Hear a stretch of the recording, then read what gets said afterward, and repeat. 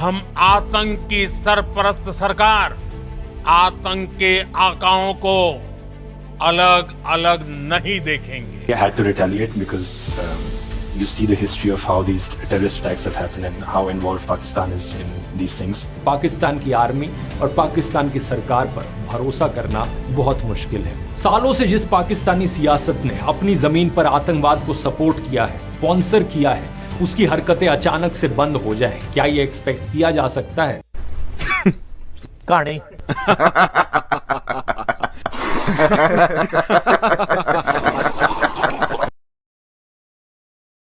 ध्रुव राठी ने अपनी एक रीसेंट वीडियो के अंदर, जिसका नाम है ऑपरेशन सिंदूर और क्या पाकिस्तान पर दोबारा कभी भरोसा किया जा सकता है, और इसका थंबनेल था सीज फायर एक्सप्लेन, जो कि तकरीबन 20 मिनट से ज़्यादा का वीडियो था। इस पूरे टाइम के अंदर सीज फायर को तो एक्सप्लेन नहीं किया गया, लेकिन ये वीडियो पाकिस्तान मुखालिफ ही था, जिसमें यह बताया गया कि पाकिस्तान के अंदर मौजूद लश्कर तैयबा जैसे ग्रुप भारत के अंदर दरअसल दहशतगर्दी के जिम्मेदार हैं, जिन्हें खुद पाकिस्तानी हुकूमत और आर्मी भी सपोर्ट करती है। अब आप अंदाज़ा करें कि ये वही झूठा प्रोपेगेंडा है जो कि सुबह शाम गोदी मीडिया अपने चैनल्स के ज़रिए फैला रहा है। मैं समझ सकता हूँ इस बात को कि इससे पहले पहलगाम हमले के वक्त जो वीडियो ध्रुव ने बनाया था, इसके अंदर मोदी सरकार के मिलिट्री इंटेलिजेंस और पॉलिटिकल फेलियर पर सवाल उठाए थे और पूरे भारत को इकट्ठा करने की बात की थी। सोचकर देखो दोस्तों, इतने डिटेल्ड इंटेलिजेंस इनपुट्स होने के बावजूद भी पुलवामा हमला हो गया, कैसे हुआ? सवाल ये उठता है, मुझे तो पता नहीं, क्या आपको पता है? अगर मुझे नहीं पता, आपको नहीं पता, तो किससे पूछना चाहिए कि चूक कहां हुई? मुझे जवाब दीजिए। कोई भी समझदार इंसान, कोई भी समझदार बच्चा तक ये समझ सकता है कि देश की सुरक्षा चुनी हुई सरकार की जिम्मेवारी है, तो सवाल उसी से पूछा जाना चाहिए। दिसंबर 2016 में प्रधानमंत्री मोदी ने एक रैली में कहा था कि नोटबंदी ने आतंकवाद की कमर तोड़ दी है, तो सवाल ये उठता है कि आतंकी हमले रुके क्यों नहीं उसके बाद? अब जाहिर है कि इस वीडियो के बाद बीजेपी के करिंदों और अंधभक्तों को बहुत ही आग लगी थी, जिसका असर हमें सोशल मीडिया पर इस वीडियो के साथ इनके नफरत अंगेज कमेंट्स को देखकर हुआ। अब ध्रुव की क्योंकि मेजर ऑडियंस ही इंडिया की है और पिछले कुछ दिनों के अंदर ये ट्रेंड चल रहा है कि इंडियन गवर्नमेंट इन तमाम चैनलों को बैन कर रही है जो कि इंडिया से बाहर मौजूद हैं और सच्ची बात करते हैं या फिर बीजेपी सरकार से कोई सवाल करते हैं। वैसे तो ध्रुव एक इंडियन है, लेकिन इसका लोकेशन जर्मनी का है, लिहाजा बहुत हद तक चांस था कि अनकरीब इसका चैनल भी इस वीडियो के बाद बैन कर दिया जाता। और इसी प्रेशर के बाद हम देखते हैं कि अचानक से पहलगाम हमले पर इसकी वीडियो के बाद इसने अपना total point of view U turn की तरह बदल लिया, क्योंकि पहले की वीडियो के अंदर जहां वो गवर्नमेंट से सवाल करने की बात कर रहा था, इसे बीजेपी और इंटेलिजेंस की फेलियर बता रहा था, तो आज की वीडियो के अंदर वो इस हमले का तमाम मलबा पाकिस्तान पर डाल रहा है और इसको ब्लेम कर रहा है कि ये दहशतगर्दी का सपोर्टर है और इस पर ट्रस्ट नहीं किया जा सकता। ध्रुव ने इस वीडियो के बाद ये साबित किया कि वो वाकई एक अच्छा इन्फॉर्मेशनल कंटेंट क्रिएटर है जो कि अपनी वीडियोस के अंदर काफ़ी रिसर्च और फैक्ट्स के साथ बात करता है, लेकिन जब भी किसी रिलीजन और पॉलिटिक्स की बात आती है तो वहाँ पर इसकी रिसर्च इंतहाई कमज़ोर और बेसलेस है। और अब ये भी इन लोगों के अंदर शामिल हो गया है जो कि सिर्फ अपने मुल्क का नैरेटिव अपनी ऑडियंस को खो देने के डर से सपोर्ट करते हैं, हालांकि वो जानते हैं कि सच क्या है। और जानबूझकर ध्रुव ने यह सबूत भी दे दिया कि इसकी ऑडियंस के अंदर सिर्फ 6.5% ही पाकिस्तानी है और इसलिए इसने फैसला किया कि 77% यानी अपनी मेजर ऑडियंस को जो कि इंडिया से है, इसको बचाया जाए। अब इसको ध्रुव की मुनाफकत कहें या फिर कम इल्मी कि इसको कॉज और इफेक्ट का डिफरेंस तक नहीं पता और ये जानबूझकर इसको इग्नोर कर रहा है। कॉज ये है, वजह यह है कि पहलगाम हमला दरअसल मोदी सरकार की पॉलिटिकल नाकामी, इंटेलिजेंस की कमी के साथ साथ इसकी कश्मीर पर ज़बरदस्ती कब्जे की कोशिशों का रिजल्ट है। जैसा कि इन दहशतगर्दों ने खुद कहा था कि हम इसलिए हमला कर रहे हैं कि कश्मीर के अंदर आर्टिकल 370 और 35A के बाद हिंदुओं को हमारी ज़मीन के अंदर ज़बरदस्ती ना सिर्फ आबाद किया जा रहा है बल्कि हमारे लोगों को घरों से उठाकर गायब भी किया जा रहा है। ध्रुव साहब, आपको समझना चाहिए कि ये दरअसल उसका इफेक्ट है। किसी भी मामले की कॉज यानी वजह जाने बगैर इसको हल करना, बगैर किसी नतीजे पर ख़त्म करना बिल्कुल पॉसिबल ही नहीं है। और इस मामले के अंदर कॉज है कश्मीर। जब तक कि इसके मसले को हल नहीं कर लिया जाता, ये हमले कभी भी रुकने वाले नहीं हैं। और वैसे भी फिल्में बना देने से हकीकत कभी नहीं बदलती, क्योंकि तारीख गवाह है कि आप ज़बरदस्ती किसी भी कौम पर और उसकी ज़मीन पर सिर्फ ताकत से कब्जा नहीं कर सकते। और वैसे भी कश्मीरियों की तो अपनी एक अलग तारीख है। ये वो बहादुर कौम है जो कि हज़ारों साल से अपनी आज़ादी के लिए लड़ती आ रही है। जब भी जिस भी दौर के अंदर इन पर जुल्म हुआ, ये बड़ी ताकत के साथ उस जालिम के सामने खड़े भी हुए। इवन के आज के टाइम के अंदर अगर पाकिस्तानी फ़ौज भी इनके साथ ज़्यादती करती है तो ये उसके खिलाफ भी निकलते हैं और इंडिया की फ़ौज के नाक के अंदर तो पहले से दम किया हुआ है। अब ऐसा नहीं है कि मैं पहलगाम हमले को, जो कि दहशतगर्दी थी, इसको सपोर्ट करता हूँ, बल्कि ये बहुत ही गलत हुआ। पर बात यह है कि अगर आपको कश्मीर के मसले से निकलना है, इसको सुलझाना है, तो कश्मीर को इसकी खुद मुख्तारी वापस करना होगी और इसको एक अलग रियासत के मातहत या फिर अपना अलग निज़ाम चलाने की इजाज़त देनी पड़ेगी। अब ये कैसी मुनाफकत है कि ध्रुव ने अपनी वीडियो के अंदर बताया कि कैसे बावलपुर के अंदर मौलाना मसूद अजहर के मदरसे जो कि मस्जिद सुभान अल्लाह के अंदर मौजूद था और मुजफ्फराबाद के अंदर सैयदना बिलाल कैंप के अंदर, इन 2 टारगेट्स को मिलाकर टोटल 9 टारगेट्स पर इंडियन इंटेलिजेंस ने बड़ी ही एहतियात से यह सिलेक्ट किया था कि इस हमले के बाद किसी शहरी आबादी या फिर सिविलियन का नुकसान बिल्कुल ना हो। पर हमने देखा कि इसी दौरान 24 के करीब सिविलियन मारे गए। खुद मौलाना मसूद अजहर की फैमिली के लोग, जिनके अंदर बच्चे, औरतें और जवान भी शामिल थे, वो भी शहीद हो गए। और फिर सिविलियन आबादी और ख़ास तौर पर ये हेज़ल आंखों वाला खूबसूरत बच्चा, इसकी शहादत का हिसाब कौन देगा? अब जाहिर है कि पाकिस्तान ने भी ऑपरेशन संदूर के मुकाबले के अंदर रिटेलिएशन शुरू की और LOC पर फायरिंग शुरू हुई और इसके अलावा इंडिया के काफ़ी इलाकों पर, ख़ास तौर पर पूंछ के इलाके पर भी हमला किया गया। अब इस हमले के अंदर बताया जा रहा है कि 16 के करीब लोग मारे गए, जिसके अंदर वो बता रहा है कि जैन और जोया जो कि 12 साल के ट्विंस थे, वो भी शहीद हो जाते हैं। पर सवाल ये है कि क्या सिविलियन आबादी पर अटैक की शुरुआत खुद भारत ने पहले नहीं की? और दूसरा सवाल ये है कि मस्जिद सुभान अल्लाह पर अटैक के बाद इन्हें वहाँ से कितने हथियार मिले, कितना गोला बारूद मिला, क्योंकि ये तो वहाँ के ट्रेनिंग कैंप थे। अब जाहिर है कि पाकिस्तान ने खुद मुख्तार रियासत का सबूत देते हुए इसका काउंटर अटैक भी किया और इसका बदला भी लिया। लेकिन हमारा इखलाकियात और हमारा दीन हमें यही सिखाता है कि हम सिर्फ मैदान जंग के अंदर आकर लड़ने वाले फौजियों से लड़ सकते हैं जो कि आपको कत्ल करना चाहते हो। इसके अलावा नहाते लोगों, औरतों, बच्चों, मजहबी इबादत गाहों, दरख्तों, इन सब पर हमला करने से सख्ती से मना किया गया है। जमातुद दावा का हाफिज सईद, जिसे अमेरिका समेत इंडिया ने दहशतगर्द डिक्लेयर कर रखा है, इसको बताकर एक मुद्दा बनाया जा रहा है कि दरअसल पाकिस्तान ही दहशतगर्दी का सपोर्टर है क्योंकि ये इसके मुल्क के अंदर मौजूद है। पर पाकिस्तानी हुकूमत जानबूझकर इसके नेटवर्क को ख़त्म नहीं करती और इसको भारत के हवाले भी नहीं करती। पहली बात तो यह है कि आपको ये समझने की ज़रूरत है कि अमेरिका जिसको दहशतगर्द डिक्लेयर कर दे, सारी दुनिया बिना सवाल किए उसको दहशतगर्द मान लेती है और वो दुनिया के लिए दहशतगर्द बन जाता है। दुनिया को ये जानने में कोई इंटरेस्ट नहीं होता कि वो फ्रीडम फाइटर है, अपनी आज़ादी के लिए लड़ रहा है, या फिर इसे खुद अमेरिका ने इस्तेमाल करके फेंक दिया है। और अमेरिका की तारीख इस तरह की मिसालों से भरी पड़ी है। अफगानिस्तान के अंदर इसने तालिबान को इस्तेमाल किया, इसे ट्रेनिंग, असला और फंडिंग दी ताकि रशिया को वहाँ से भगा सके, और इसके बाद उन्हीं तालिबान को दहशतगर्द जमात डिक्लेयर कर दिया। इराक और शाम के अंदर खाना जंगी को सपोर्ट करने के लिए IS को सपोर्ट किया और इनको ट्रेनिंग और फंडिंग दी, और जब इन दोनों मुल्कों को तबाह कर दिया तो इसको भी दहशतगर्द जमात डिक्लेयर कर दिया। और अब कश्मीर की आज़ादी के लिए लड़ने वाला हर वो शख्स इनके लिए दहशतगर्द है जो कि किसी मुस्लिम रियासत के क़याम की या फिर इनके हकूक़ की बात करे, और भारत इसी का फ़ायदा उठा रहा है। और यही नहीं बल्कि भारत पाकिस्तान को तोड़ने की कोशिश करने के लिए बलोच लिबरेशन आर्मी का सबसे बड़ा सपोर्टर है, जो कि वहाँ पर मौजूद बलोचों को असला और ट्रेनिंग भी फराहम कर रहा है। और इस बात का एतराफ़ वहाँ से पकड़े जाने वाले कुलभूषण यादव नाम के जासूस ने खुद मीडिया पर आकर किया था कि इसको ये टास्क दिया गया था कि बलूचिस्तान के अंदर फौज के खिलाफ बगावत करवाए और कराची में फसादात को हवा दे। और यही BLA के लोग बार बार पाकिस्तानी आर्मी पर हमला करके इनके फौजियों को शहीद करते हैं, और इसके बाद इंडिया कहता है कि पाकिस्तान दहशतगर्दी का सपोर्टर है। अब ये वो भारत है जो कि अफगानिस्तान के अंदर तालिबान के साथ हाथ मिला रहा है, जिनको एक टाइम के अंदर वो दहशतगर्द कहा करता था, सिर्फ इसलिए क्योंकि आज के टाइम के अंदर इनकी हुकूमत आ गई है तो पाकिस्तान को काउंटर करने के लिए इनके साथ हाथ मिला लिया।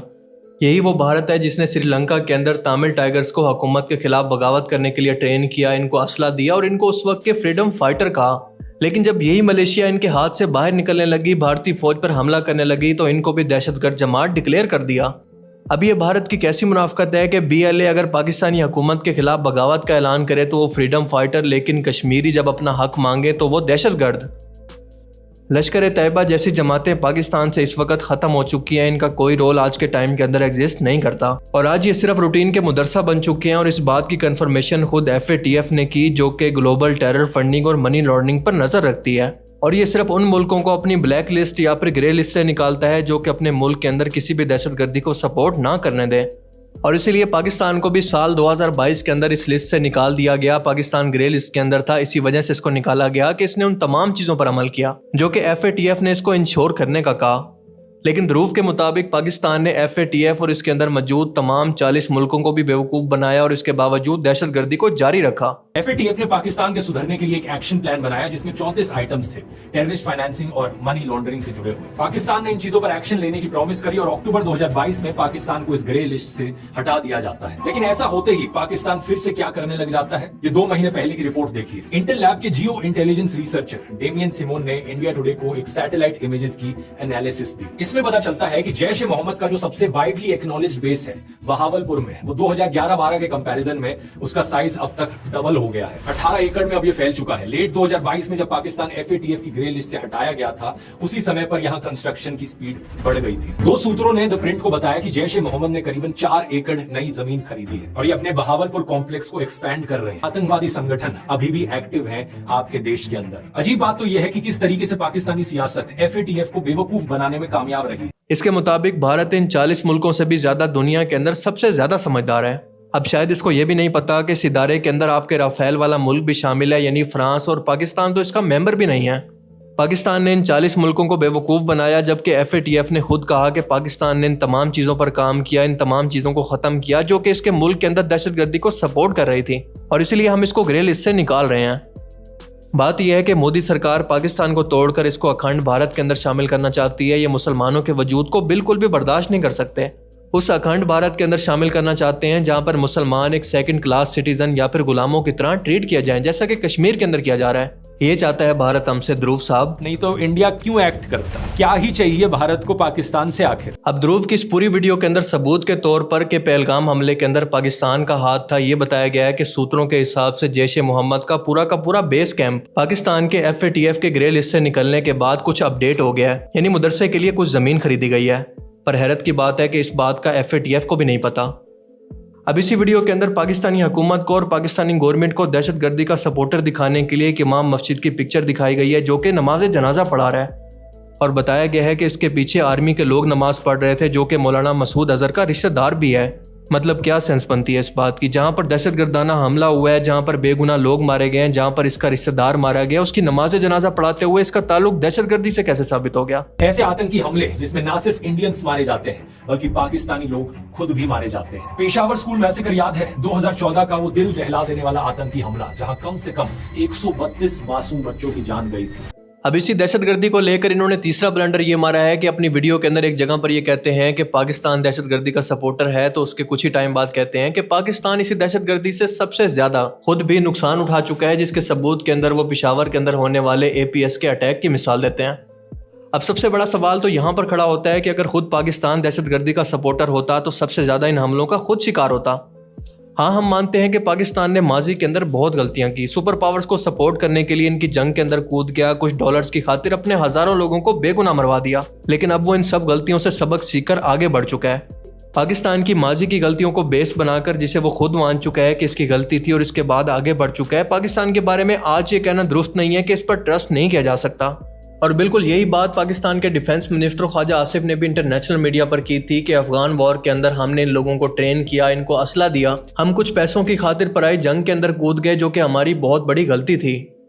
लेकिन उसके इस बयान को ध्रुव ने अपनी वीडियो के अंदर तोड़ मरोड़ कर पेश किया, यानी उसी गोदी मीडिया के प्रोपेगेंडा को अपनी वीडियो के अंदर एक्सप्लेन किया, जिस गोदी मीडिया को फेक न्यूज़ कहकर और झूठा कहकर वो अब तक लताड़ता रहा और इनका सबसे बड़ा मुखालिफ था। अब आप बताएं कि इस तरह के इल्जामात के बाद अर्नब गोस्वामी के अंदर और ध्रुव राठी के अंदर भला क्या फर्क बाकी रह गया? बोया पेड़ बबूल का तो आम कहां से हुए? अभी कुछ ही दिन पहले पाकिस्तान डिफेंस मिनिस्टर ख्वाजा आसिफ ने स्काई न्यूज से बात करते हुए ये बात एडमिट भी करी। न्यूज प्रेजेंटर याल्दा हाकिम ने कहा कि क्या सर आप इस बात को एडमिट करते हैं कि पाकिस्तान का एक लंबा इतिहास रहा है इन टेररिस्ट ऑर्गेनाइजेशंस की बैकिंग, सपोर्ट, ट्रेनिंग और फंडिंग करने का? You do admit, sir, that Pakistan has had a long history of backing and supporting and training and funding these terrorist organizations. तो इस पर ख्वाजा आसिफ जवाब देते हैं कि 3 दशक यानी 30 सालों से ये गंदा काम हम करते आए हैं, अमेरिका के लिए, वेस्ट के लिए और इवन ब्रिटेन के लिए। Well, we have been doing this dirty work for United States for about 3 decades. और सबसे बड़ी बात कि इस वीडियो के अंदर जितने भी हवाले दिए गए इनमें से 99% का ताल्लुक खुद इंडिया के मीडिया से था, जो कि फेक न्यूज छापने के अंदर आज भी दुनिया के अंदर नंबर 1 है। India is at the highest risk of misinformation and disinformation and Pakistan का रैंक आता है between 4th and 6th। इस वीडियो के अंदर गौर करने वाली बात यह भी है कि ध्रुव ने इस वीडियो के अंदर ये एक्सप्लेन नहीं किया कि इस जंग के अंदर इंडिया को कितना नुकसान हुआ, इसके कितने ड्रोन मारे गए, इसके अलावा इसके कितने राफेल तैयारे गिर चुके हैं और इसको कितना भारी नुकसान हो चुका है, जिसकी वजह से वो सीज फायर के लिए फौरन से राजी हो गया। और ध्रुव राठी अपनी इस वीडियो के अंदर ये एक्सप्लेन करना भी भूल गया कि दरअसल इनका वजीर आजम नरेंद्र मोदी वही है जो कि गुजरात के अंदर फसादात की वजह से अमेरिका की तरफ से दहशतगर्द डिक्लेयर किया गया था और इसके अमेरिका आने पर पाबंदी लगा दी गई थी। और शायद ये भी बताना भूल गए हैं कि कैनेडियन गवर्नमेंट ने बाकायदा आपके डिप्लोमेट्स को दहशतगर्दी का स्पॉन्सर कहा है, जो कि सिखों की खालिस्तानी तहरीक को चुन चुनकर इनके सपोर्टर्स को कत्ल करके इसको खत्म करना चाहती है। इन्हीं सब चीजों की वजह से पाकिस्तान एक जहन्नुम बन चुका है। 2024 की ग्लोबल पीस इंडेक्स रिपोर्ट देखो, इस लिस्ट में 163 कंट्रीज हैं, पाकिस्तान की रैंक 140 पर आती है। इतना ज्यादा अनसेफ हो गया है पाकिस्तान में रहना। अच्छा, पाकिस्तान के अंदर रहना जहन्नुम हो गया और ये बहुत ही इनसिक्योर है। तो अपने भारत के बारे में आपका क्या ख्याल है? जरा एक बार YouTube पर इंडियन सोलो ट्रैवल एक्सपीरियंस लिखकर सर्च करें, शायद आपकी आंखें खुल जाएं। इससे ज्यादा गई गुजरी सिचुएशन किसी देश के लिए क्या हो सकती है? इसीलिए यहाँ पर पाकिस्तान के लोगों को आंखें खोलने की जरूरत है। पाकिस्तानी लोगों को बेवकूफ बनाया जा रहा है। कुछ पावर हंगरी पॉलिटिशियंस बेवजह भारत से लड़ाई करते हैं, मसल फ्लेक्सिंग करते हैं और इसी बहाने देश के डिक्टेटर बन जाते हैं। ना कॉन्स्टिट्यूशन का कुछ अता पता, कितने बने कितने बिगड़े, ना डेमोक्रेसी का कुछ पता। इस समय की एक और खबर देखिए, खैबर पख्तूनवा में चर्च अड्डा में मुफ्त आटा बांटा जा रहा था, स्टैम्पीड हो गया, एक की मौत 8 इंजर्ड। मुफ्त आटे के लिए लोग लाइन में खड़े होते वक्त मारे जा रहे हैं, सोचकर देखिए।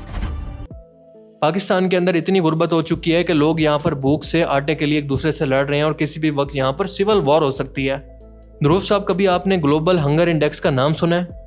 नहीं सुना तो मैं बता देता हूँ कि ये इंटरनेशनल रिपोर्ट है जो कि हर साल पूरी दुनिया की तरफ से जारी की जाती है और दुनिया के हर मुल्क को इन फैक्टर्स की बुनियाद पर स्कोर देती है। ग़िज़ाई किल्लत या फिर अंडर न्यूट्रिशन, बच्चों का वजन कम होना, बच्चों की नशोनुमा रुक जाना, बच्चों की शरह अमवात, हर मुल्क को 0 से 100 के दरमियान स्कोर दिया जाता है, जहां पर 0 बेहतरीन के लिए जबकि 100 बदतरीन के लिए शुमार होता है। सिर्फ 2023 की रिपोर्ट के मुताबिक भारत 28.7 स्कोर के साथ 111 संगीन तरीन सतह पर है, जबकि पाकिस्तान 26.1 पॉइंट के साथ 102 नंबर पर संगीन तरीन हालात के साथ है। यानी पाकिस्तान का स्कोर भारत से काफ़ी हद तक बेहतर है।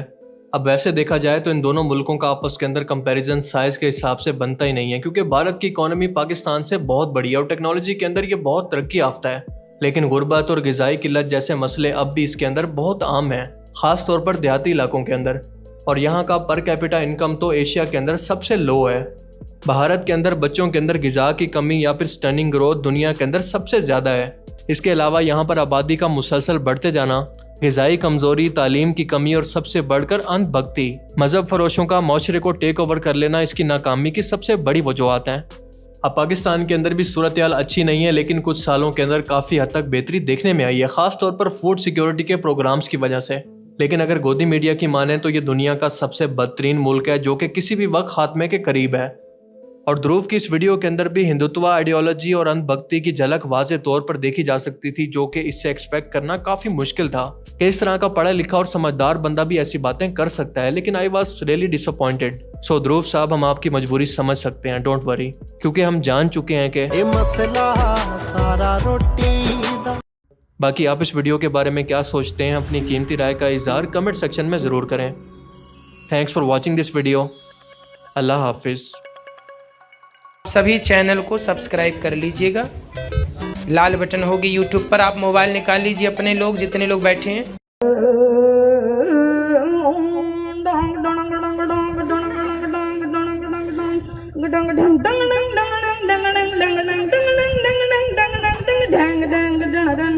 dang dang dang dang dang dang dang dang dang dang dang dang dang dang dang